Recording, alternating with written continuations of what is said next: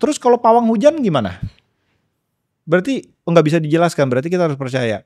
Maksudnya gini lah, saya tidak dalam bisnis untuk mendikte Indonesia harus liberal atau marxis atau segala macam. Inkompetensi membunuh lebih banyak orang daripada kejahatan sekalipun.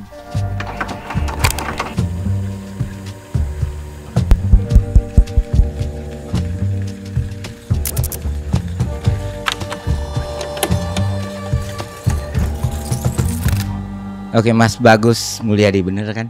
Betul. Bagus. Ada tambahan lagi nggak namanya Mas, atau 2K1 masakan? Bagus Putra Mulyadi. Oh, berarti nama 3. tengah. Oh, ada nama tengah. Iya. Kukira kita sama gitu. Aku cuma 2 nama tengah. Ferry Irwandi. Tapi Irwandi itu nama belakang. Bapak. Nama bapak memang betul. Iya, Ferry itu dari besi, Ferum. Oke. Terus Irwandi nama bapak. Bapak saya Irwan. Oh iya. Soalnya kemarin ada Irwan lain yang lagi rame waktu bahas PPN, terus tak diskusikan, terus ya udahlah nantilah kita bahas itu.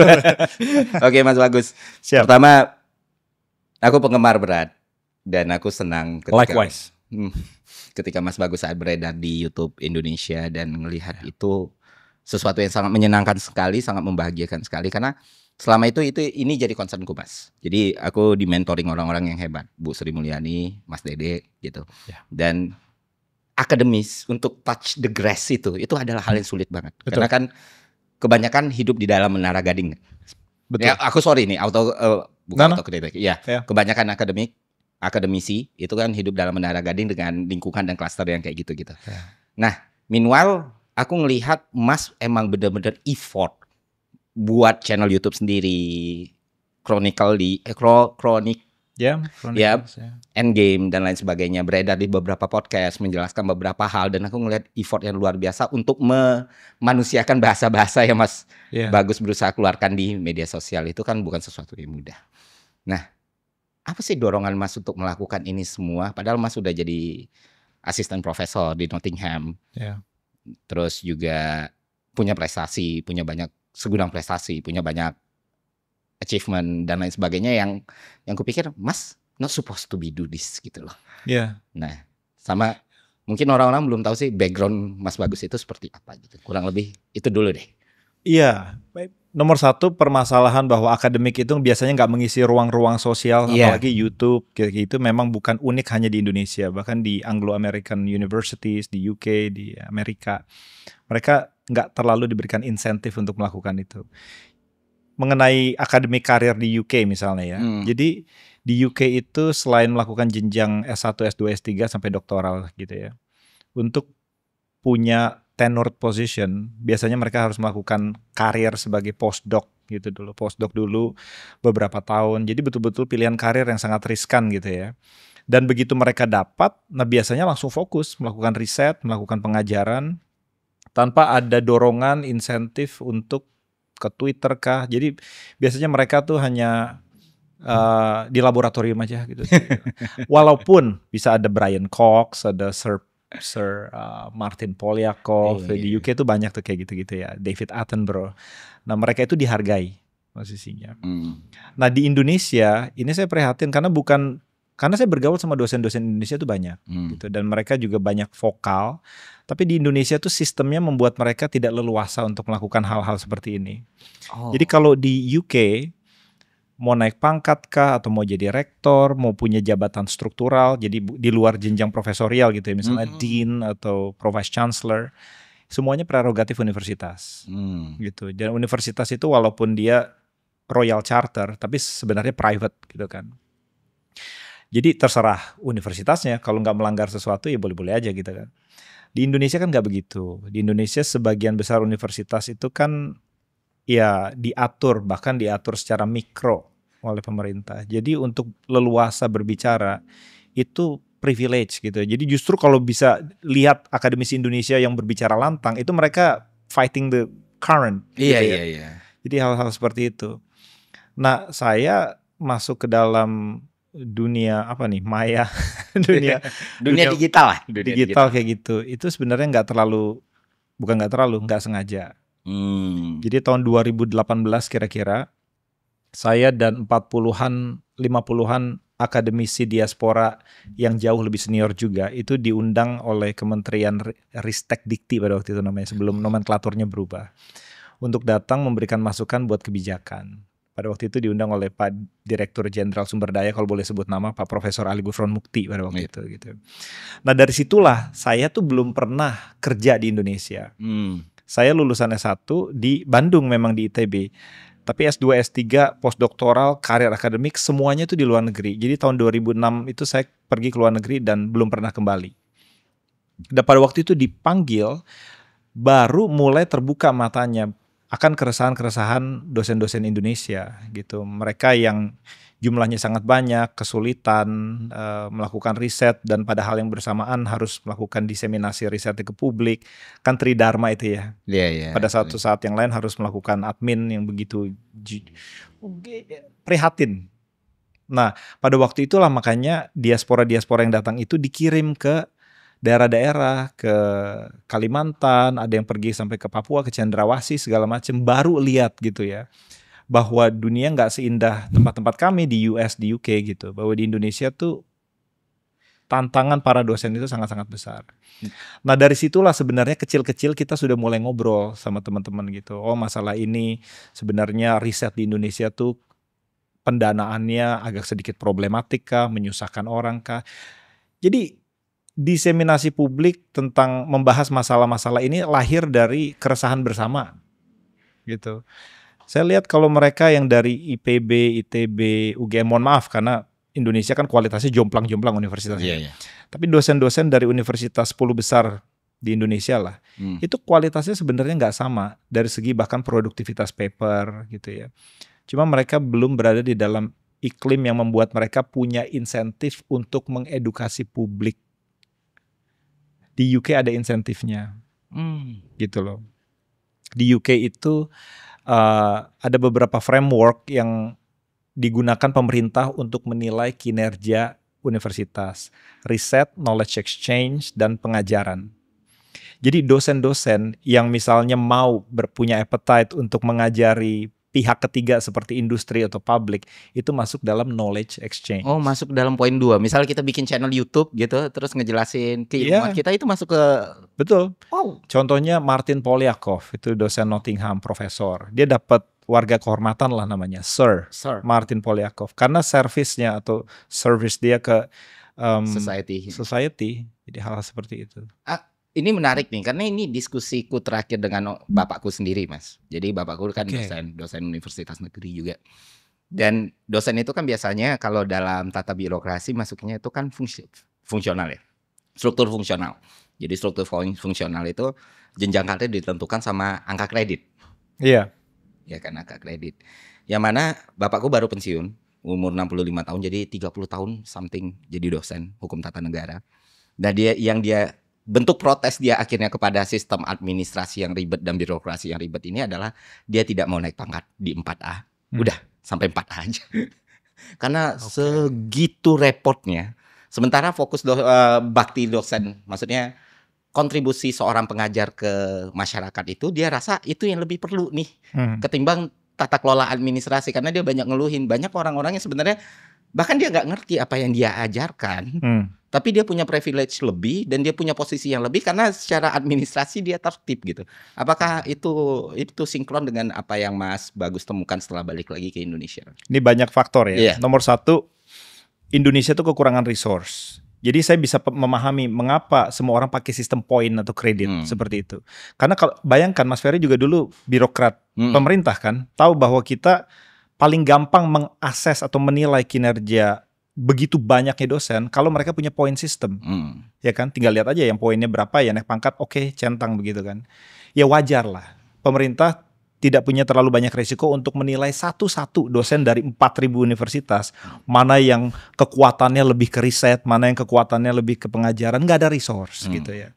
Dan Indonesia universitasnya kebanyakan, 4.000 gitu. 4.000 ya? 4.000-an, nggak tahu saya udah Kemenak itu termasuk atau enggak. Universitas di UK hanya 100, di Cina hanya 2.000-an. Ini masalah klasik lah, semua orang udah pada tahu. Bayangkan pemerintah harus menilai kinerja dosen dari 4.000 universitas itu. Udah gak mungkin bisa. Dan mereka nomor 3, faktor yang ketiga itu diseragamkan semua. Jadi Tridharma itu diaplikasikan sebagai metrik penilaian kinerja dosen. Lepas dari universitasnya itu kuatnya di riset sajakah, atau di pengajaran sajakah, atau di bahkan diseminasi publik doang begitu kan. Ya jadi seperti itu. Nah mereka diberikan metrik yang sama Mas Bro. Pantas aja dosen-dosen seperti ayah Mas Ferry gitu kan, frustrasi gitu diberikan metrik yang sama padahal kekuatannya bukan itu. Oke. Jadi nggak peduli. Sekarang kalau di UK ya ada universitas seperti Imperial College misalnya, jumlah muridnya itu cuman ya 15.000 bahkan kurang gitu ya. Dibandingkan Nottingham, Manchester yang di atas 30.000 universitasnya. Kekuatan Imperial itu hanya riset, bukan hanya riset, tapi lebih banyak di riset. Jadi kontrak dia tuh banyak dengan industri dari Qatar segala macam, mainnya di situ. Dosen-dosennya didorong untuk melakukan riset. Pengajaran ya oke, nomor 2. Universitas-universitas seperti post 1992 universities kayak Coventry, Nottingham Trent University itu kayak mengajar riset nomor 2. Nottingham mungkin blend gitu ya. Ada banyak universitas. Di Indonesia semua dipaksakan untuk melakukan hal itu, resource nggak ada, agak sulit. Untuk riset misalnya, saya bisa ada di sini walaupun sekarang lagi libur semester ya. Tapi saya punya mahasiswa PhD, saya punya orang yang melakukan postdoctoral riset yang bekerja untuk saya. Riset jalan terus. Dan mereka adalah orang-orang terbaik karena orang dari seluruh dunia semuanya ya mau ke UK gitu, UK atau US gitu kan. Jadi saya bisa di sini, tapi prihatin sama dosen-dosen Indonesia itu. Nah makanya sekarang kita belum ngomong ke masalah pendanaan riset ya, karena riset nggak mungkin cuma butuh postdoc doang. Pasti ada yang bayar duitnya untuk melakukan riset misalnya. Di UK dana riset tuh jauh lebih besar. 3% dari APBN-nya. 3% APBN-nya juga lebih besar ya kan. Kita itu persentasenya lebih kecil nih dibandingkan negara ASEAN ya. 0,25 cuman Mas. Iya. Gitu. Dibanding negara ASEAN pun lebih kecil. Nggak usah ngomong UK lah. Gitu ya. Singapura aja lah yang dekat, atau Vietnam bahkan kita di bawah itu. Oke, tapi kalau mau lihat, because the devil is in the details. Bagaimana dana riset ini dipakai? Riset Indonesia dipakai, mohon maaf mungkin teman-teman saya nggak berani ngomong gitu ya. Itu seperti beli barang, procurement jadinya. Kan dari LPDP misalnya kan. Jadi riset itu dananya dipakai seperti orang memakai beli barang. Nanti BPK terlibat di situ segala macam. Gimana nih riset duit negara udah keluar hasilnya mana? Kan gitu. Padahal riset secara natural itu kan resikonya tinggi. Iya. Waktu saya misalnya, saya mau detail di sini supaya orang pada tahu. Saya misalnya mau mengajukan proposal untuk dihibahkan dana riset. Pada waktu saya nulis proposal sampai ditentukan mendapat dana hibah itu, riset frontier udah berubah. Ya kan tadinya saya mau ngeriset masalah A. Ya kan dalam hitungan bulan masalah A itu udah nggak relevan, saya harus berubah. Gitu. Itu dalam hitungan bulan. Jadi biasanya ada fleksibilitas dalam penggunaan anggaran untuk melakukan riset. Papernya tadinya dijanjiin 1 bisa nggak ada atau bisa 2 bahkan sekaligus gitu ya. Spending dana risetnya tadinya mau beli komputer jadi nggak jadi, beli yang lain. Hal-hal detail mikro kayak begini itu di Indonesia jadi masalah. Contoh yang agak konyol nih Mas ya. Tulis di proposal dana riset LPDP saya mau riset bidang ini. Kemudian dicek dananya dari BPK. Kemudian BPK melihat sebagai birokrat dan melihat riset sebagai procurement, ya kan? Dananya udah segini, kok papernya udah ada sebelum dihibahkan dananya. Orang di UK pasti bangga kalau begitu. Udah berarti gua hebat dong. Gua ngelakuin. Iya, itu bisa jadi masalah di Indonesia. Oh, ada konsekuensi hukum, Mas? Oh iya dong, mesti balikin duitnya. Oh, dosen-dosen suruh balikin duitnya. Kayak begitu. Karena temuan BPK ini? Karena temuan BPK. Wow. Nah jadi permasalahannya di situ. Riset di Indonesia dana hibahnya, saya sih berharap sekarang karena Pak Menteri, Wakil Menteri semuanya diaspora dan akademik ya. Mereka harusnya tahu persis tentang masalah seperti ini. Gitu Mas Bro. Itu belum ngomongin beli barang kah? Barang setelah 3 bulan atau setelah 3 tahun itu harus dikembalikan, nilai jualnya seperti apa? Karena seharusnya pemberlakuan riset itu nggak boleh jadi kayak pengadaan barang dan jasa yang diauditnya kayak gitu. Kalau kayak gitu ya kapan berkembang risetnya ya Mas? Maksudnya kayak ya namanya hilirisasi itu kan core utamanya itu inovasi. Iya, dan riset itu salah satu elemen pendanaan dana riset itu juga honor loh. Jadi orang dapat honor. Nah di UK itu orang nggak dapat honor untuk riset ya.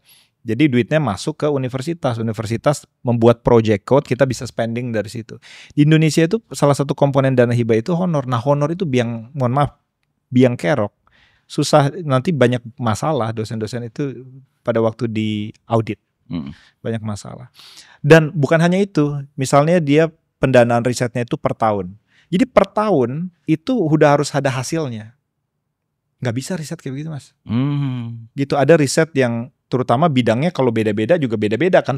Matematik itu secara kumulatif jumlah papernya jauh lebih sedikit daripada biologi. Iya jelas. Apalagi theoretical physics keluar terus dia karena melakukan bukan experimental physics gitu ya. Karena dia eksperimen keluar terus. Matematik papernya sedikit.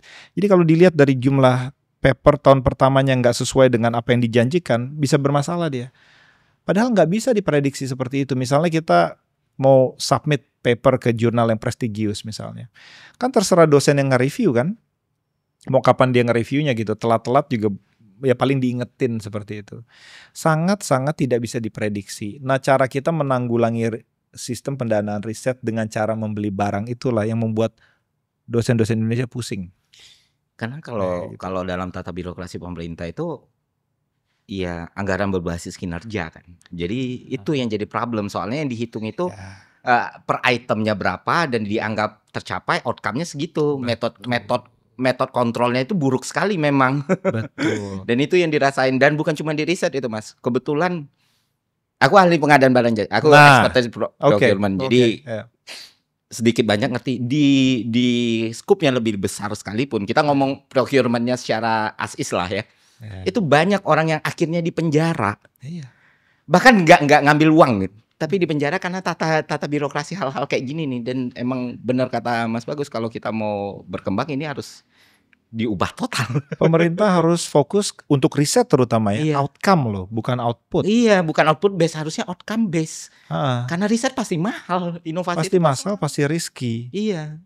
Nah permasalahannya begitu, apakah riset itu sekarang penting? Apakah itu termasuk komoditas, mohon maaf pakai kata komoditas, penting untuk dijadikan investasi yang high risk high gain? Saya rasa penting. Gitu loh. Jadi jangan memicromanage para periset di lingkup yang sangat pendek. Orang betul-betul discouraged seperti itu. Oke, karena ini aku izin elaborate sedikit mas ya, karena ini aku pernah ngisi orasi ilmiah di salah satu universitas. Jadi ini yang aku bawa ini indikator ICOR, terus masalah produktivitas dan lain sebagainya. Emang salah satu kelemahan terbesar Indonesia kan diversifikasi ekspor kita tuh kan rendah sekali tuh. Kita masih sangat bergantung sama komoditas raw material yang volatile sekali, yang nggak akan bisa diukur harganya, dan bahkan di beberapa hal itu menimbulkan banyak masalah sekali sama sustainability ekonomi kita. Nah, ketika Mas ngomong kayak gini, aku juga sadar nggak ada satupun, bahkan jangan-jangan kita ngomong concern pemerintah ya, concern publik aja tuh belum gede loh mas soal riset ini, karena dianggap ya ngapain sih kayak gitu ya, kayak kita bisa bim salah bim jadi gitu inovasi dan produk segala macam. Nah menurut mas gimana sih upaya kita supaya kita nggak jauh-jauh deh government realize, supaya publik sadar aja urgensinya, apa sih yang harus kita lakukan sebenarnya? Ini bisa panjang nih, saya ngomong di tataran ini saya ngomong di tataran ini aja filosofikal dulu gitu ya. Universitas yang tempat di mana riset itu diadakan itu sebenarnya fungsinya apa di dalam negara gitu. Fungsinya banyak orang mensederhanakannya menjadi penghasil tenaga kerja. Menurut saya bukan itu, tapi mencetak warga negara yang mampu berpikir. Belajar matematik, biologi, itu di dalamnya inherent cara orang berpikir secara objektif. Dan saya angkat topi buat itu ya, budaya ilmiah yang disodorkan oleh Malaka Project misalnya. Tapi itu adalah salah satu elemen warga negara yang baik, bisa berpikir. Mereka bisa berpikir kritis, bahkan universitas bisa menjadi tempat di mana ide-ide itu diadu, bahkan yang kontroversial pun. Sekarang bukan itu yang kita lihat, ya kan? Ketika ada event-event yang kontroversial di masyarakat, orang turun ke jalan. Dia nggak ke dalam ruang kelas berdebat. Dia langsung turun ke jalan. Mahasiswanya pun langsung turun ke jalan. Itu tandanya nggak sehat. Jadi seperti itu. Dan nomor 2, Universitas harus memberikan jawaban kepada masalah masyarakat kalau sedang menghadapi masalah praktis, supaya masyarakat sadar. Kan tadi kan pertanyaannya kenapa masyarakat nggak ambil bagian, atau kenapa masyarakat belum tahu gitu? Belum tahu, nggak peduli, ngapain sih riset? Karena pada waktu ada situasi krisis, universitas tidak berada di situ untuk memberikan jawaban. Tidak hadir ya. Why should we care? Iya. Why should we care? You're not there when we need you. Mestinya pada saat dimana ada krisis seperti pandemi segala macam, ada krisis kenegaraan atau masalah-masalah politis, universitas harus ada di situ, berada paling depan untuk bilang pada masyarakat, kami ada di sini untuk memberikan kepada mereka yang tidak privileged. Maksudnya privilege itu mereka yang tidak mampu buka jurnal paper, baca buku segala macam, bahwa kami hadir di sini, kaum akademik yang meritnya tidak bisa dibeli, ya, untuk memberikan penyederhanaan bahasa-bahasa yang sulit supaya teman-teman bisa berpikir, bisa mengambil tindakan. Saya nggak melihat itu ada di situ. Nah, jadi kalau saya sebagai, mohon maaf, jadi misalnya ibu saya atau bapak saya yang tidak seberuntung saya bisa mengecap pendidikan tinggi gitu. Nah, mereka akan tanya bukan universitas. Mereka akan tanya mungkin pemuka agamanya, mungkin dukunnya, masuklah itu logika mistika gitu kan ya. Ya kan begitu. Oh, menurut dukun saya ini. Karena universitas nggak hadir. Universitas nggak hadir. Oke. Di situ. Nah, kita ini privilege sekali lagi ya. Yeah. Saya paham betul bahwa Indonesia tuh sedang kekurangan kognisi. Kita banyak bilang Indonesia tuh IQ. IQ-nya itu mirip-mirip simpanse segala macam. Ya, saya sudah tahu orang Indonesia menderita secara kolektif, kemampuan kognitifnya tidak mumpuni. Terus mau diapain? Gitu. Do we have to shit on them all the time? No, so itu saatnya orang yang privilege seperti kita itu mulai tampil di dalam digital world seperti itu.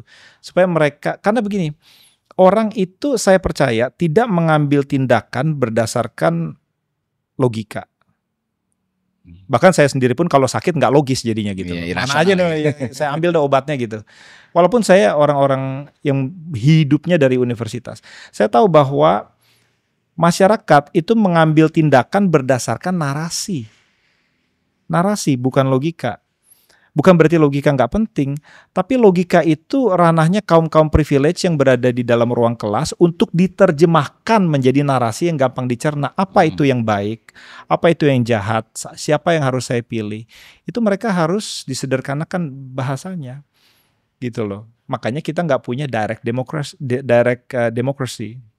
Semua orang nggak langsung milih gitu ya, ada representatif. Nah seperti itu. Nah jadi ya, saya berharap agar universitas itu memberikan ruang bagi para akademisi untuk bisa punya peran, untuk gitu. Bisa lebih fleksibel ya gitu. Di ruang-ruang kayak begini. Saya nggak tahu berapa banyak dari tamu-tamu Mas Ferry yang hidupnya bergulat dalam ruang akademik. Lumayan banyak. Salah satunya tuh mungkin belum jadi tamu, cuman saya cukup dekat dengan Bang Ferry Amsari. Ya. Dia Andalas. Ya. Kebetulan hubungannya juga cukup dekat karena dia kakak dari teman sekamar saya di SMA gitu. Oke. Wah, baru sadar juga. Dan beberapa kali itu ya support juga, dia akhirnya build channel dia sendiri dan growth gitu. Terus juga Mas Dede juga sekali ke sini, Bang Rocky segala macam. Cuman ya masalahnya sama persis dengan teman-teman akademisi ini, ya mereka udah lebih repot lagi ngurus dupaknya, ngurus administrasinya, kalau nggak bisa dapat sertifikasi dan lain sebagainya. Nah, balik lagi ke pertanyaan awal nih Mas, sorry. Jadi sebenarnya yang ngedrive Mas Bagus untuk muncul itu apa sebenarnya? Apakah karena ada amanat dari, atau ada penugasan, bahasa simpelnya penugasan dari Nottingham kah? Atau emang kesadaran individu dari Mas Bagus sendiri, kayaknya gue bisa ngambil peran deh di sini gitu? Nggak ada insentif formal ya. Universitas di UK nggak pernah mendorong orang-orang untuk melakukan ini. Kalau dia nggak mau, nggak ada urusan gitu. Dan Saya bisa ngomong lebih banyak dan lebih leluasa karena saya nggak digaji oleh institusi Indonesia, gitu. Jadi lebih bebas sedikit. Dan saya banyak merasakan dukungan dari rekan-rekan di universitas-universitas di Indonesia untuk terus menyuarakan hal-hal yang menjadi keresahan mereka. Bagi saya itu sangat rewarding. Bagi saya itu apa yang saya katakan punya impact bagi orang itu sangat-sangat rewarding. Ada yang tulis di Twitter, dibilang, tadinya gue pengen pindah warga negara aja, gitu. Sekarang dengar podcastnya nggak jadi. Misalnya hal seperti itu ya. Cuma satu sih yang ngomong, tapi kayak itu saya simpan tuh, saya repost segala macam. Chronicles itu punya misi, gitu ya. Chronicles punya misi untuk memberikan narasi baru buat Indonesia. Di dunia ini tidak ada binding morality. I don't believe there's a binding morality. People, orang-orang bahkan negara itu bertindak berdasarkan national interest, nasionalisme. Walaupun di tataran filosofis mereka bisa bilang bahwa liberalisme atau sosialisme oke, tapi begitu ada konflik, national interest. Oke. Nah, dan saya percaya bahwa apapun yang berada di dalam negeri, permasalahan ekonomi kayak permasalahan sosial, sangat dipengaruhi oleh apa yang terjadi di luar Indonesia. Sangat. Kemerdekaan kita pun juga sangat dipengaruhi oleh perang Napoleon. Itu dari dulu itu, apalagi dari sekarang. Jadi we're not alone. Everything happen abroad have great implication in Indonesia. Jadi untuknya bisa relevan di tengah ketiadaan moral absolut, Indonesia harus punya narasi yang kuat. Karena rakyat digerakkan oleh narasi, bukan dengan logika. Walaupun logika itu penting gitu, tapi mereka bergerak dengan cerita, dengan narasi. Apa yang baik, apa yang buruk. Anak kecil tidak baca journal paper, mereka baca cerita. Indonesia tuh misinya apa? Saya sebagai orang Indonesia, misinya apa di dunia? Apakah kita penjaga lingkungan hidup? Apakah kita poros maritim? Pick one. Dan saya merasa ada kekosongan seperti itu di Indonesia. Ketika bicara di kancah nasional, internasional, tidak punya narasi. Chronicles percaya bahwa narasi itu datangnya dari identitas. Kita nggak bisa keluar negeri pakai baju militer bergagah-gagahan bilang kita negara besar. No, nggak ada yang percaya. Nggak ada yang percaya. Negara besar itu lahir dari identitas dan dari track record tindakannya. Jadi seperti itu. Nah, saya percaya identitas itu ada di level lokal. Makanya Chronicles mencoba untuk mengeluarkan, to unearth, apa yang menjadi local identity of the Bugis, Padang people, or Javanese, Sunda. Mereka sudah punya cerita-cerita itu sendiri, dan mereka sangat setia kepada suku-sukunya, bahasanya, dan warisan dari leluhurnya. Tapi tidak pernah diangkat di level internasional, sedemikian hingga mereka merasa bahwa mereka itu warisan leluhurnya punya signifikansi di dunia akademik. Bisa menyelesaikan masalah-masalah praktis. Bahwa orang Bali yang katanya sistem irigasinya itu berdasarkan hal-hal mistis seperti itu. Itu sebenarnya punya efikasi yang jauh lebih tinggi daripada sistem irigasi yang lain. Mereka bisa secara natural menghentikan hama, segala macam. Itu hal-hal seperti itu yang kita mau angkat. Nah, ketika Indonesia sadar akan identitasnya, punya narasi global, baru tindakannya sinkron. Seperti itu. Dan saya melihat sekarang belum seperti itu. Jadi kita melihat ketika representasi dari Indonesia pergi ke luar negeri, menyampaikan pesannya, tidak didukung oleh orangnya sendiri. Gitu loh, tidak didukung oleh orangnya sendiri. Indonesia pesannya apa? Kita penjaga lingkungan hidup. Bagaimana dengan sawit? Bagaimana dengan lahan gambut? Hal seperti itulah. Ada ketidaksinkronan. Kalau kita tanya mahasiswa-mahasiswa tingkat 1 atau anak SMA, apa narasi Indonesia?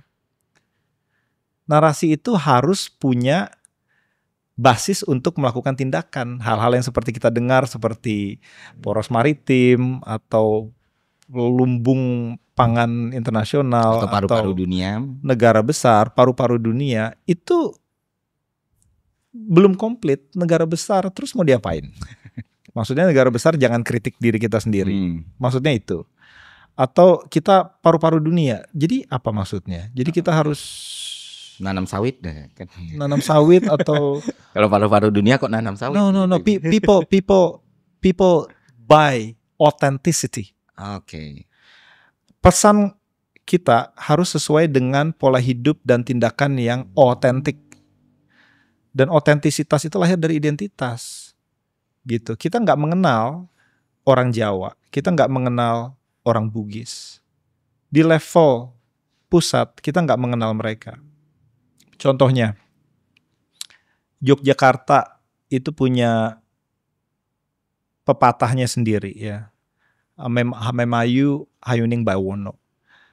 Manusia itu untuk mempercantik alam semesta yang sudah cantik. Ada semacam etos lingkungan hidup di situ.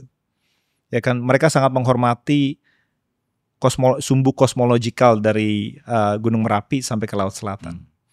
Nah, sekarang dengan Omnibus Law misalnya, ya kan, izin untuk melakukan eksplorasi pasir di Gunung Merapi itu langsung dari pusat. Bukan dari mereka. Dan hal-hal detail seperti itu harus menghormati kebudayaan lokal. Karena pada dasarnya saya nggak akan menikmati ilmu bumi di Imperial College atau di UK tanpa ketika pada zaman 1800-an, 1900-an itu para naturalis belajar tentang vulkanologi, tentang the earth crust. Itu dari masyarakat Jawa. Nah, narasi-narasi seperti itulah yang kita mungkin malu kali Mas. Mungkin malu untuk keluarkan gitu. Bahwa sebenarnya kita punya jawaban akan masalah-masalah praktis. Kenapa malu Mas? Kalau menurut saya sih knee jerk reaction saya itu karena centuries long feudalism. Okay. Take Malacca, Tan Malacca. Historical Marxist materialism. Mas mau ngomong Marxisme, gak materialism. Historical materialism. Yeah. Ide dia bicara banyak tentang feodalisme, ya kan? Dia mengadopsi materialisme Marxis dari tadinya kelas karena kapitalisme, tapi diaplikasikan dalam konteks feodalisme, gitu. Dan ide tentang di mana lokasi Indonesia dalam conversation global itu lahirnya dari centuries long class warfare antara yang menjajah dengan yang dijajah. Itu kita tidak bisa singkirkan dalam semalam itu. Oh, penjajahnya pergi, idenya hilang gitu. No. Jadi ratusan tahun class warfare itu membekas di dalam diri kita sampai sekarang tuh. Termanifestasi dari cara kita berdiri kalau ngambil foto, cara kita memposisikan diri ketika ngomong dengan orang luar negeri. Itu tidak hilang serta-merta. Mental inlander, hal-hal mental seperti itu nggak hilang dalam semalam. Oke, ini menarik nih Mas. Aku sepakat dengan bagian kita kekurangan narasi sebagai sebuah bangsa, kurang lebih seperti itu kan. Dan banyak hambatan obstacle-nya seperti rasa malu tadi, ratusan tahun feodalisme dan lain sebagainya. Nah, di beberapa aspek ketika kita membicarakan sesuatu, apalagi membicarakan budaya lokal ini kan sentuhannya banyak sekali kan. Termasuk hal yang sering, yang belakangan aku bahas itu hal-hal yang berurusan sama klinik, mistik dan segala macam. Betul. Aku against sama hal kayak gitu, tapi orang sering salah memahami, berarti lu mau membunuh budaya lokal. No, enggak seperti itu. Nah, cuman aku mau nanya ke Mas Bagus yang memang lebih mendalami hal-hal seperti ini kan, lebih memang intulah dengan budaya lokal, which is aku orang Minang yang emang udah hidup dengan budaya seperti itu juga. Nah, ada hal-hal yang emang ketika kita mau ngambil hal baiknya ini Mas, gimana kita memitigasi hal-hal buruk yang bisa terjadi atas itu, misalnya miskonsepsi ilmiah. Nah, kayak gimana caranya, apa solusi yang bisa kita ambil ketika kita tidak melukai ini, tapi di satu sisi kayak aku pernah dengar Mas Bagus cerita soal laut adalah Nyi Roro Kidul itu sendiri, which is itu sebuah statement yang luar biasa dan bagus sekali gitu. Dan aku yakin orang into sama engage sama itu. Tapi bagaimana mitigasi yang harus kita lakukan supaya orang memahami itu sebagai bentuk preventif atas kerusakan alam dan lain sebagainya, bukan memahami itu dengan berarti gue harus menumbalkan sapi di laut. Ini sangat sulit dipahami karena layer-layernya beda-beda. Ada yang paham bahwa yang saya maksud itu adalah epistemological epistemological utility gitu. Bukan berarti saya bilang bahwa nyari roh kidul itu pada waktu itu betul ada gitu ya, seperti itu ya. Nomor satu ini karena para akademisi tidak mendidik masyarakat dengan seharusnya. Saya tahu persis dan saya ngikutin tuh Mas Ferry segala macam itu. I like that very much. Thank you. Itu juga saya merupakan korban ya, waktu kecil juga banyak orang kesurupan segala macam, orang percaya itu, kita tahu, kita paham. Dan kerugian, bahkan kerugian nyawa oleh orang-orang Indonesia yang percaya akan hal itu akhirnya kehilangan nyawanya banyak sekali. Jadi begini, bisakah kita, nomor satu sebelum saya jawab ke solusinya, bisakah kita menghilangkan 100% spiritualitas dalam Indonesia? Tidak mungkin. Ya kan? Universitas lahirnya dari mana? Maksud saya begini, ketika kita bicara tentang masalah real seperti climate change, ilmu pengetahuan tidak bisa berdiri sendiri. Ilmu pengetahuan dalam hal ini fisika, biologi, matematik tidak pernah masuk ke dalam domain etis. Nggak mau ke situ ya saya. Banyak tapi oke, fine. Oke ya. Tapi poinnya adalah untuk mereka bisa menjadi potent force harus ada ethical underlying di situ, bahwa kita tahu caranya menyerap karbon dan kita punya tanggung jawab. Dan kita punya tanggung jawab, kata siapa? Gimana caranya membuktikan kita punya tanggung jawab di dalam laboratorium? No, we cannot do that. Itu lahir dari etos, etik, spiritualitas, itu nggak bisa dibuktikan dalam laboratorium. Nggak bisa dijelaskan dalam empiris. Nggak bisa dijelaskan dalam empiris gitu. Terus kalau pawang hujan gimana? Berarti nggak bisa dijelaskan, berarti kita harus percaya. Nah ini begini. Bagaimana cara kita menentukan probabilitas sebuah klaim supernatural? Mana yang harus dipercaya, mana yang tidak bisa dipercaya? Sebagai seorang matematik, kawan gitu, salah satu yang saya jadikan rujukan itu yang disebut Bayesian Theory. Bayesian Theory, bukan orang matematik sih, mungkin orang ekonomi juga tahu ya. Bayesian Theory itu kan landasannya Turing Machine gitu ya. Ya waktu Alan Turing mecahin enigma itu, dia pakai Bayesian Theory. Ini agak teknis, tapi saya ngomong begini, dalam konteks seperti pawang hujan, pertanyaannya adalah berapa besar kemungkinan hipotesa sang pawang hujan itu benar melihat bukti-bukti yang ada. Fair question. Gimana cara ngukurnya? Kemungkinan adanya hujan itu harus dikalikan dengan probabilitas adanya hujan karena hipotesanya benar, dibagi probabilitas adanya hujan walaupun hipotesanya salah.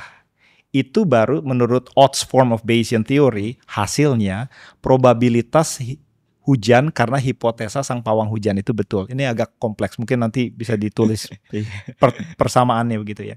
Nah yang orang lihat di lapangan adalah sang pawang hujan menaruh pasak atau naruh apa, kemudian hujan, maka dia benar. Yang tidak pernah dimasukkan dalam persamaan itu adalah nomor satu, apakah hari itu toh akan hujan? Apakah hujan walaupun hipotesanya salah? Dua pembanding ini nggak pernah dimasukkan. Dan secara saintifik kita bisa uji klaim-klaim seperti itu. Nggak cuma sekali, tapi bisa diuji misalnya dia bikin klaim sekali, hujan atau tidak. Dia bikin klaim sekali ternyata hujan, probabilitasnya naik di atas 20%. Tapi kedua kali dia klaim dan tidak hujan, probabilitasnya turun dari 20 bisa jadi di bawah 1%, seperti itu. Nah hal-hal seperti itu mestinya dikomunikasikan kepada masyarakat. Itulah yang membedakan mengapa pawang hujan itu tidak kredibel secara saintifik, tapi klaim-klaim supernatural seperti adanya Tuhan atau kalau di dunia Kristen kebangkitan Yesus segala macam berbeda dari segi probabilitas itu, dan dari itu agak kompleks gitu ya Mas ya. Poin saya adalah dari segi matematis orang harusnya bisa punya alat untuk berpikir, menganalisa apakah ini masuk akal atau tidak. Ketika di dunia hukum misalnya, kamu membunuh A. Karena apa argumennya? Karena pada waktu jam 9 malam, kamu ada di situ, sidik jari kamu ada di dalam pisau yang masuk ke dalam badan dia yang menyebabkannya mati. dan kamu stay di situ selama 10 menit, ya kan? Oke. Sebenarnya bukan begitu, Mas. Waktu itu saya memegang pisaunya, tapi tiba-tiba alam semesta bergetar, terus kemudian hujan lebat turun, ada petir menyambar-nyambar, kemudian ada suara aneh dari langit yang kemudian mengambil pisau dari tangan saya, kemudian dengan sendirinya dia masuk ke dalam si A. Itu sebenarnya penjelasannya. Kemudian jadi itu tidak bisa dibuktikan di dalam laboratorium, tidak untuk dipercaya. Bukan begitu. Dunia hukum mengerti bahwa itu tidak bisa dipercaya, bukan karena tidak ada spiritualitas, tapi karena penjelasannya miskin dengan rasional gitu, ad hoc, contrived, mengada-ada. Dan kalau kita lihat persamaan Bayesian itu, terlihat di situ loh, berapa besar kemungkinan bahwa pada waktu itu ada hujan menyambar segala macam. Anything can be explained logically. Tapi akademisi tidak mendidik orang untuk percaya seperti itu, untuk bisa menganalisa secara real berapa besar kemungkinannya. Jadi hal-hal seperti itulah. Nah, mengenai Nyai Roro Kidul, saya nggak pernah punya argumen bahwa Nyai Roro Kidul itu betul-betul ada. Oke. Poinnya bukan di situ. Tapi ketika ada orang yang nangkap argumen Mas Bagus kayak gitu, apa yang harus kita lakukan gitu loh? Bagaimana memitigasi hal seperti itu? Orang harus mengerti apa yang disebut ontologi, apa yang disebut epistemologi, seperti itu ya. Bahwa kita lihat India misalnya, dan Tan Malaka nulis tentang India juga, gitu kan. Kenapa dia bisa keluar dengan angka 0 gitu pada waktu itu, yang kemudian diadopsi oleh orang Arab dan dibawa ke Eropa. Kita semua bisa belajar kalkulus, kalau nggak bisa gitu kan. Itu semua lahir dari spiritualitas gitu loh, bahwa mereka percaya bahwa 0 itu punya makna, kekosongan itu punya makna, seperti itu. Maka diberikanlah angka 0 seperti itu. Nah, Nyai Roro Kidul itu sebenarnya fungsinya seperti itu, memberikan narasi untuknya bisa bertindak, bukan untuk dipercayai sebagai entitas yang objektif real seperti itu. Nah, seperti itu. Nyai Roro Kidul jelas-jelas tidak bisa dibuktikan secara historis betul-betul ada gitu loh. Tapi poinnya bukan di situ. Poinnya adalah dia membuat orang pada waktu itu mengerti caranya bertindak. Dengan eksistensi dia dalam narasi, akhirnya orang tahu apa yang mau dilakukan di zaman itu ya, Mas. Di zaman itu dia bisa melakukan, dia bisa memitigasi bencana alam. Karena dipandang bahwa Nyai Roro Kidul dengan penunggu Gunung Merapi itu berhubungan, beraliansi dibilangnya. Ketika ada gemuruh dari laut, maka sebentar lagi akan disusul oleh Gunung Berapi. Dan kemudian tahun 1960-an kapal ekspedisi sains dari Amerika menemukan bahwa di sekitaran Sungai Opak di situ, yang di antara sumbu aksis kosmologi dari Yogyakarta, ada jalur magmatik di situ. Kita mesti sadar, scientific enterprise yang kita mengerti sekarang itu umurnya belum lama loh, Mas. Oh iya, tapi yang hal-hal kayak gini nih. Iya, 200 tahun dibandingkan 300 juta sejarah manusia. 200 tahun just thin veneer. 0,00 sekian. Oke, pada waktu itu orang mengerti alam semesta itu bukan dengan metode yang kita pelajari sekarang. Ada zamannya dulu orang mengerti alam semesta dengan memberikan entitas humanoid gitu ya, diberikan nama gitu ya. Tapi mereka mengerti tentang gerakan-gerakan tektonik dengan mengambil sampel di tempat-tempat yang ada sesajennya di situ. Namanya Nyai Roro Kidul. Lantas kita mau buang itu semua. Kita mau buang itu semua dan mereduksinya menjadi semacam hal yang tidak berguna. Dan saya percaya bukan itu poinnya. Percaya bahwa itu harus dikemas oleh birokrat-birokrat yang paham tentang kekuatan epistemologis dari cerita-ceritanya sendiri, untuk diangkat menjadi landasan bukan hanya ilmu pengetahuan tapi bertindak. Itu landasan. Sultan Hamengkubuwono ke-9 itu lulusan Leiden loh, Mas. Dia bukan not well educated people lah ya. It's a Western educated. Western educated. Ya, dia bukan sesajenan terus. Enggak. No. Dia mengerti bedanya narasi mistis dengan dunia modern. Orang Jawa tidak bingung sebenarnya bedanya antara sesajenan dengan hal-hal praktis. Mereka nggak bingung. Nah, kalau mereka sekarang yang masih berada di tataran tidak teredukasi, kemudian termakan para dukun segala macam. Nah itu sebenarnya refleksi yang lebih besar dari ketidakefektifan pendidikan Indonesia. Oh, ya berarti bottom line sama benang merahnya nyambung nih Mas. Iya, and you're doing a great job. You challenge that, right? Siapa yang mau santet saya? Silakan itu. That's very admirable. Karena very nice. Karena aku nonton konten-kontennya Mas Bagus juga. Karena aku menganalisis ya Mas, menganalisis market, viewer dan dari narasumbernya sendiri. Gitu. Apa yang dimasukkan sama Mas Bagus tadi kan udah dijelasin secara jelas tuh. Kayak gimana narasi itu dibungkus, bukan dimatikan total, bukan direduksi total. Ini kan udah ratusan juta tahun. Dan itu juga jadi basis orang yang tidak sekolah untuk bertindak yang terbaik dalam semua pilihan tindakan dan lain sebagainya. Aku paham sekali itu. Terus ketika aku ngelihat sama kayak gini Mas. Oke, aku kasih penjelasan yang lebih enak mungkin.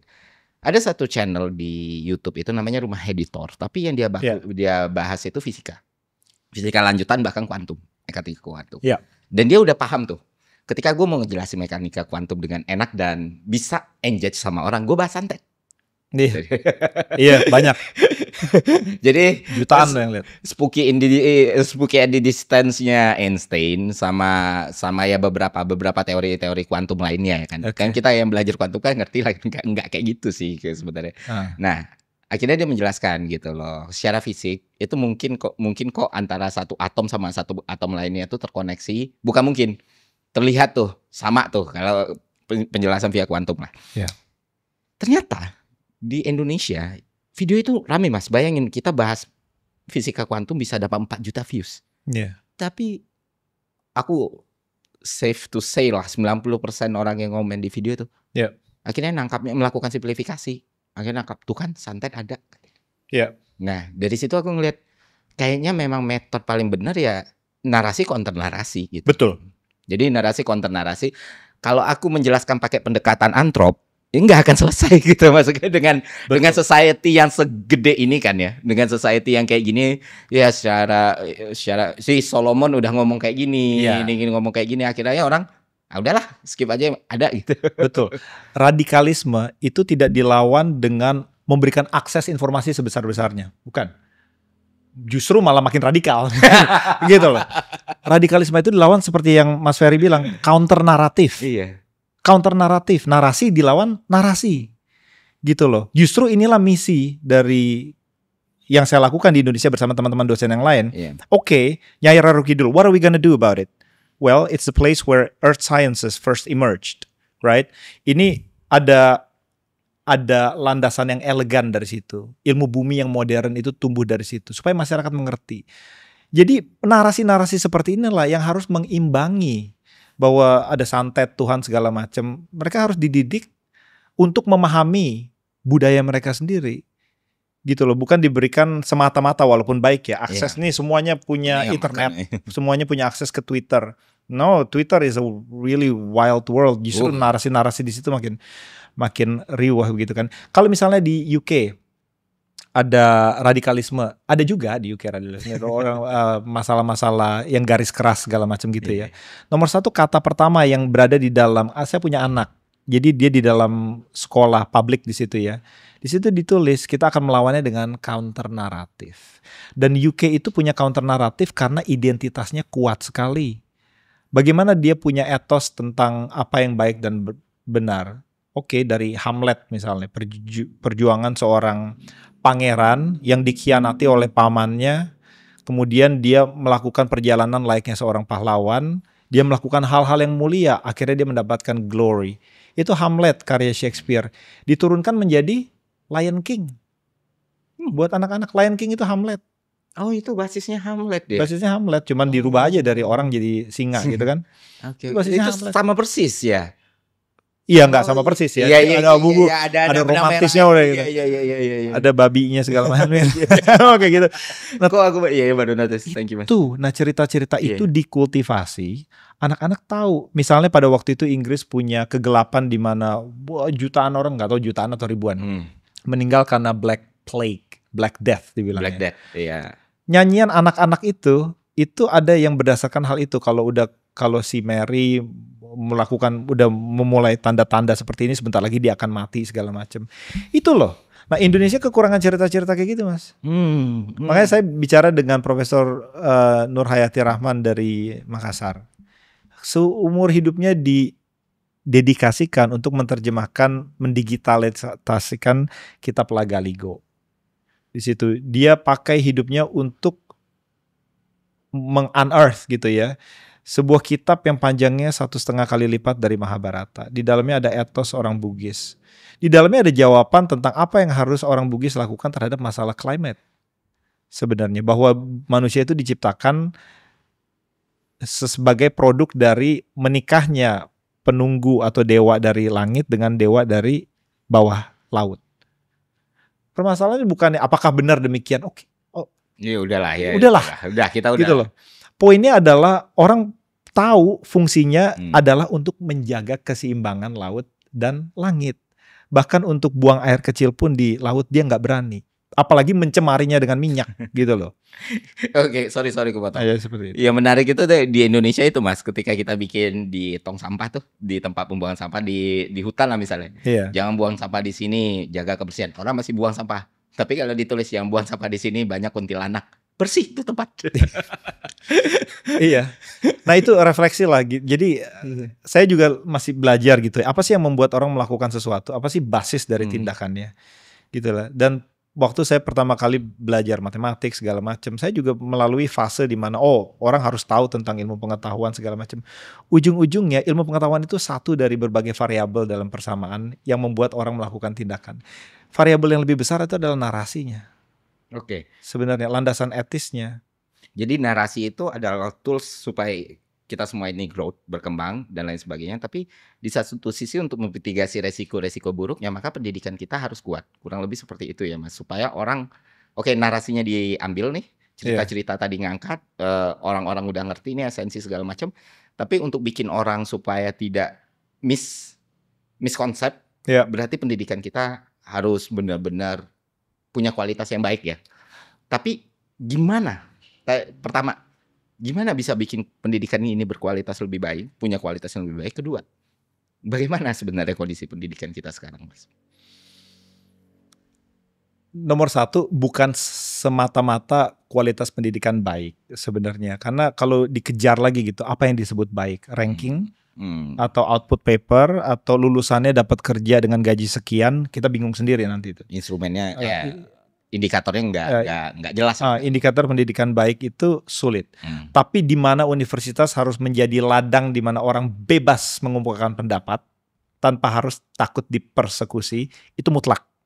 Ya, absolut. Itu dan gampang diukurnya gitu. Ada yang dipenjara apa enggak kan?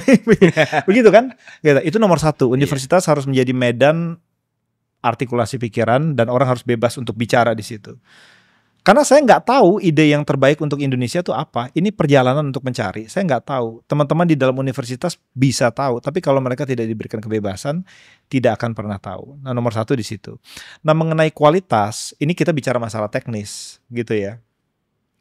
Nomor satu, Universitas Indonesia tadi saya bilang kebanyakan. Kalau bicara tentang kualitas, ITB, UI, UGM itu udah ranking 200-an loh mas. Oh iya. 200-an kalau nggak salah. Mungkin IPB masih 300-400.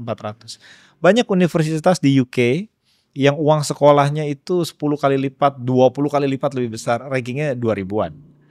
Oke, jadi di tengah-tengah keterbatasan alma mater saya, nggak tahu kalau alma mater mas bro, gimana? Tapi alma mater saya gitu supaya dilihat Bu Rektor, Pak Rektor sekarang. Jadi mereka punching above their weight. Oke. Gitu ya. Nah, tapi 15% kurang dosen-dosen Indonesia punya gelar PhD. Saya sih nggak mutlak bahwa gelar PhD itu artinya Anda teriluminasi oleh Tuhan. Poinnya bukan itu. Tapi gelar PhD itu penting sebagai penanda Anda pernah melakukan riset. Iya. Seperti itu.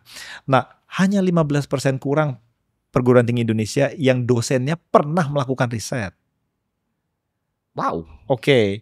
Nah, terus mau diapain? Nah, bagaimana dia bisa tahu mata rantai yang nyambung antara riset, kurikulum, inovasi akhirnya? Dosennya nggak pernah melakukan riset. Gitu kan? Makanya sekarang universitas dan industri tidak berhubungan risetnya. Industri jalan riset sendiri, universitas jalan riset sendiri. Seperti itu. Dan kurikulum tidak terupdate.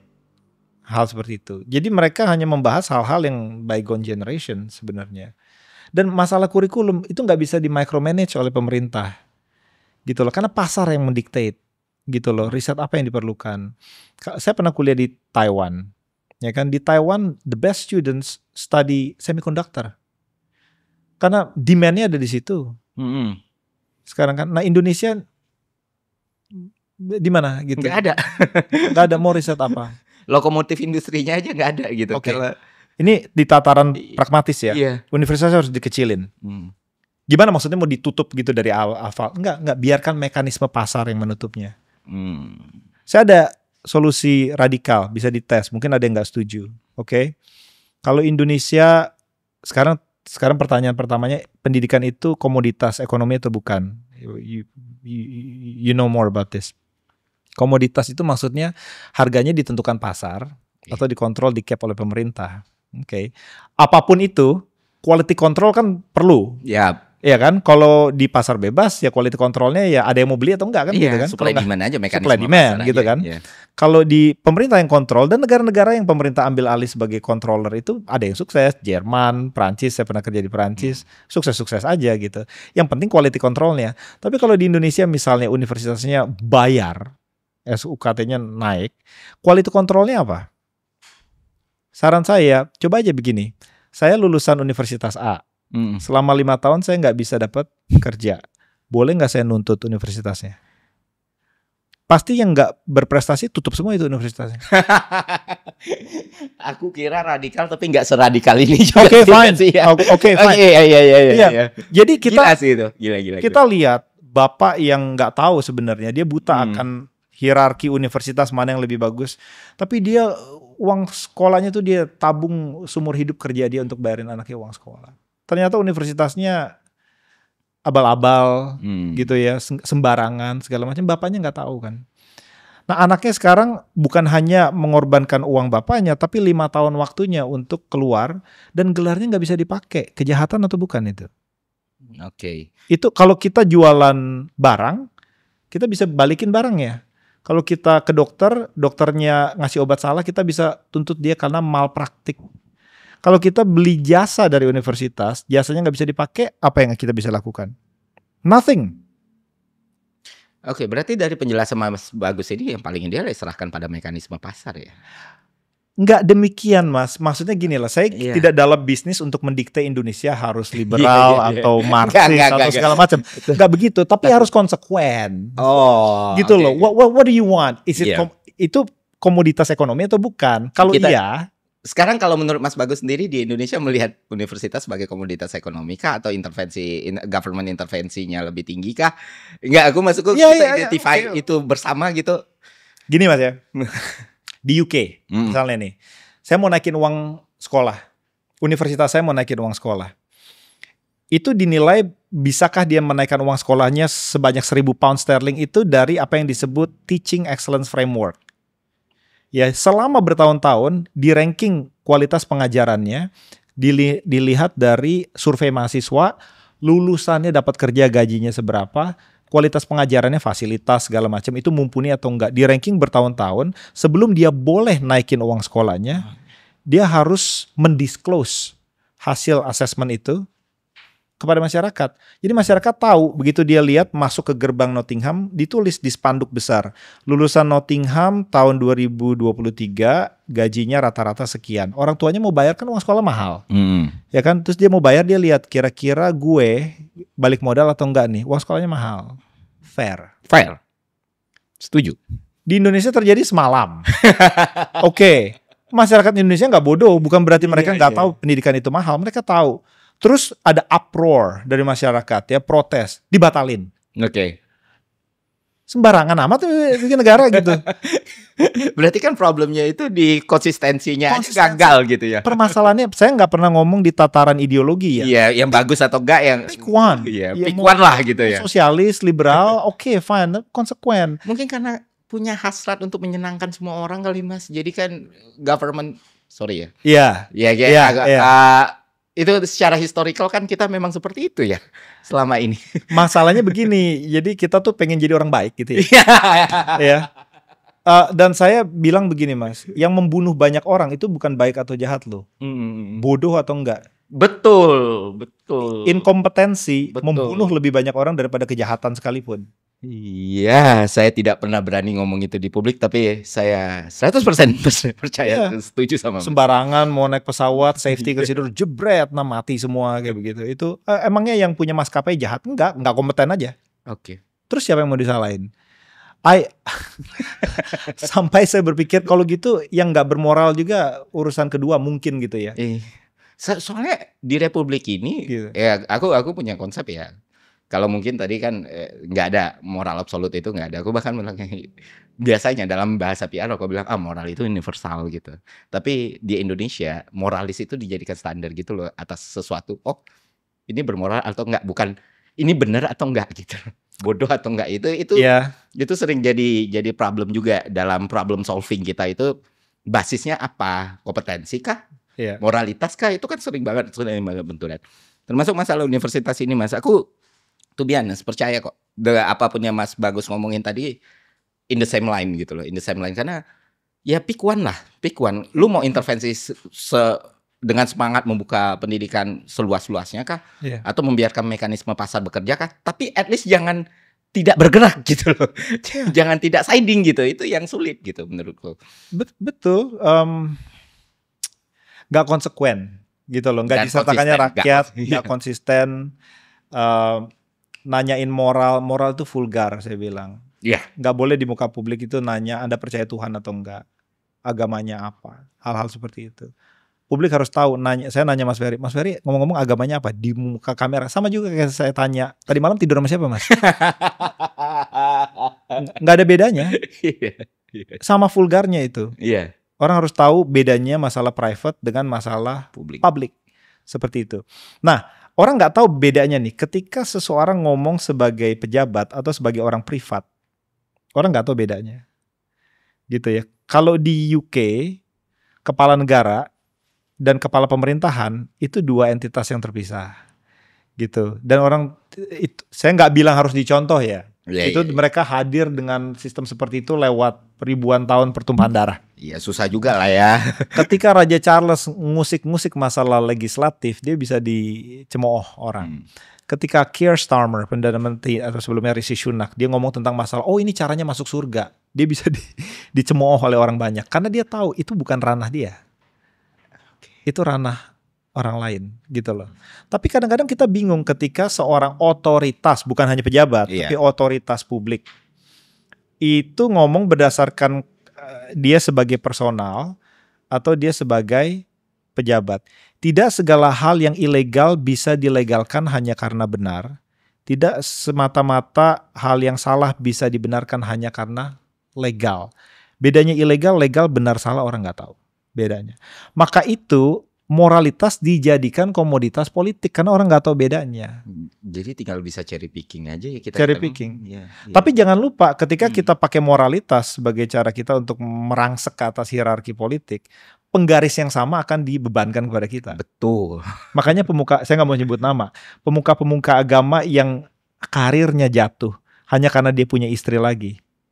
Sedangkan ada artis-artis yang bikin video porno, karirnya terus naik. Karena dia pakai penggaris yang beda, gitu loh. Begitu Anda pakai penggaris moral, Anda akan dinilai lewat penggaris itu. Nah ini ada kasus yang terakhir yang kita tahu agak rame gitu kan. Oke. Karena dia pakai penggaris moral. Nah itulah seperti itu. Oke. Menarik nih Mas, menarik. Mungkin last topik deh ya, karena nggak kerasa udah sejam ternyata. Karena obrolannya seru sekali.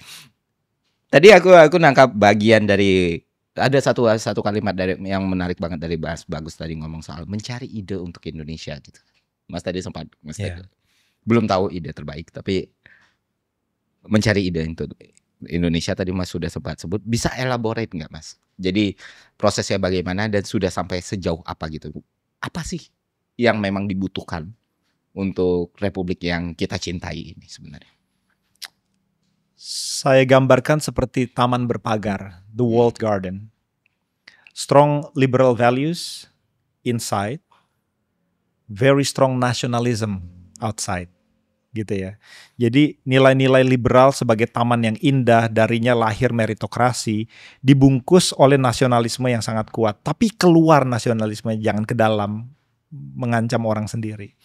Saya percaya, oke, kita bisa ngomong panjang ini karena urusannya ke arah itu orang liberal atau orang Marx segala macam gitu ya.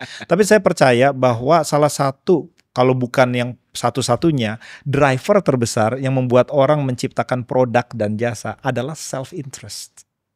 Self-interest. Jadi gimana pun juga liberal value itu penting untuk membuat orang keluar dengan produk yang baik. Gitu. Tidak ada motor yang terbesar untuk membuat orang keluar dengan produk seperti ini atau relatif teori Einstein. Karena dia mau memenuhi kepentingan pribadinya. Dan kepentingan pribadi itu harus dilindungi baik secara ekonomi maupun secara societal gitu ya. Itu yang disebut liberalisme. Karena dari liberalisme lahir the healthy version of capitalism. Oke. Tapi semuanya itu tidak bisa dibiarkan running havoc gitu ya, terbesar. Karena ketika Anda mendirikan sistem ekonomi hanya berdasarkan nilai-nilai liberalisme, orang akan cenderung tercerai-berai karena itu nature dari individualisme itu sendiri. Kebebasan itu harus dilindungi oleh strong nationalism virtues outside. Orang Indonesia harus nasionalis seperti itu, supaya dia bisa melindungi dirinya dari tercerai-berai, gitu ya, dan melindungi dirinya dari gangguan eksternal geopolitik, seperti itu. Tapi nasionalisme yang saya lihat sekarang itu dipakai untuk membungkam orang sendiri. Malah ke dalam. Malah ke dalam. Nasionalisme itu harusnya diejawantakan keluar. Gitu ya. Orang harus tahu bahwa Indonesia negara besar, segala macam. Itu harus ngomongnya keluar. Nah, yang membuat Indonesia tanah liberalnya itu tidak subur, itu karena kesenjangan. Kesenjangan apapun. Ekonomi, sosial, di mana segala hal yang mewah itu dinikmati hanya di Pulau Jawa. Segelintir orang dan hanya terkonsentrasi di Pulau Jawa. Orang-orang di luar Pulau Jawa itu tidak ada universitas yang bagus, dia tidak bisa masuk dapat beasiswa chevening. Tadi kita ngomong begitu kan, karena untuk bikin nilai IELTS-nya tinggi untuk masuk ke kuliah pun dia nggak bisa, apalagi bisa dapat beasiswanya gitu. Akhirnya yang dapat beasiswa ke luar negeri orang Jawa terus. Seperti itu kan. Nah, di tataran praktis saya mau agar Indonesia itu nomor satu, pemilihan presiden itu tidak berdasarkan popular vote, tapi berdasarkan electoral college seperti di Amerika. Supaya resource yang mengarah kepada kampanye politik segala macam itu tidak dikhususkan hanya di daerah-daerah yang padat penduduknya.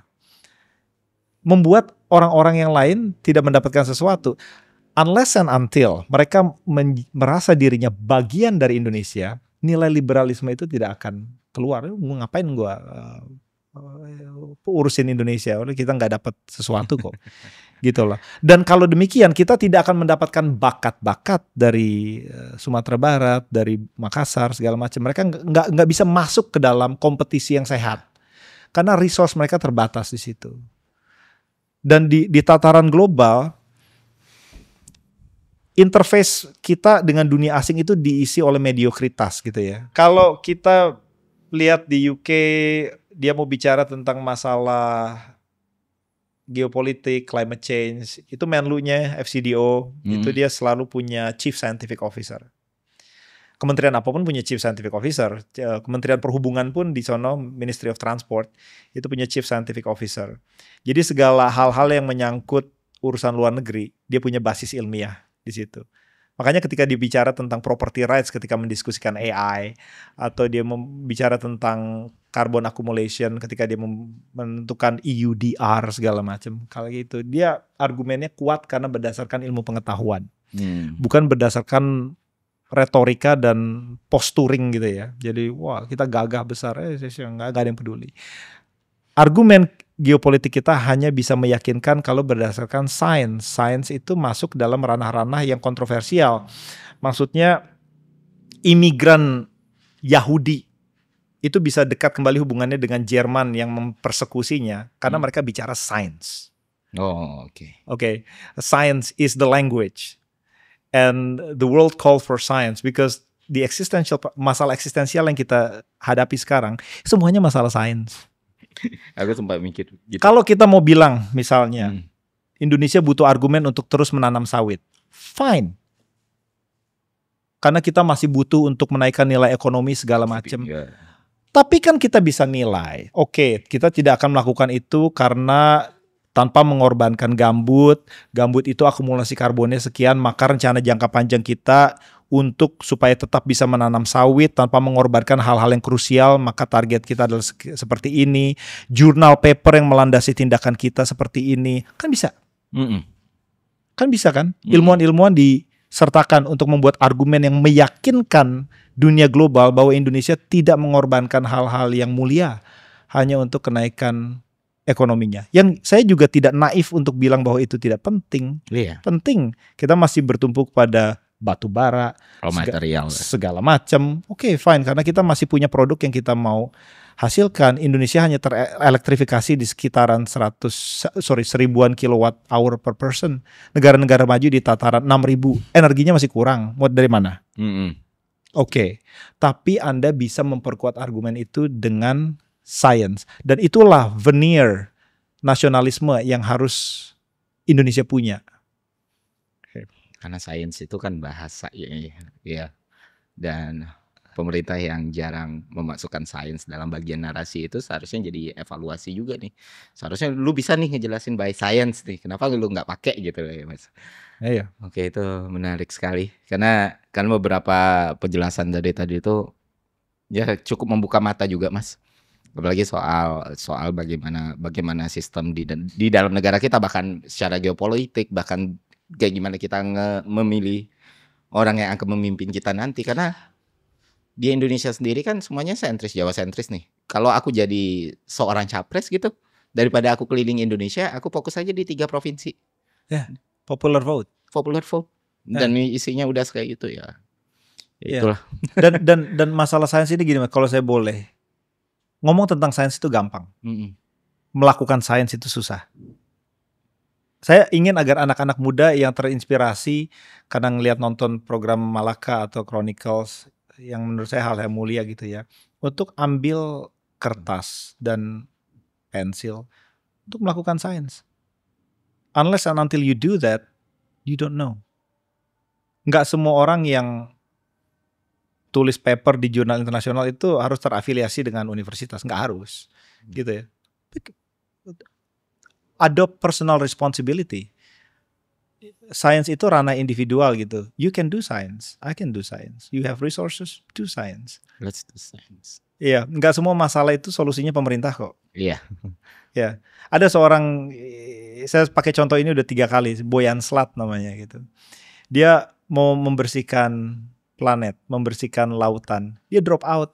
Dia bikin buoyant alat pelampung yang bisa membersihkan lautan. Akhirnya dia jadi kaya karena banyak investor membiayainya dan lautnya pun bersih. Dia ambil personal responsibility. Talking about science is easy. Doing science is not easy. Jadi semoga teman-teman mendengar itu, ambil kertas atau ambil tablet atau ambil handphone. Ambil tablet, kertasnya tahun berapa ini maksudnya? Mari mengerjakan sains. Oke. Sampai jumpa di podcast selanjutnya. Thank you.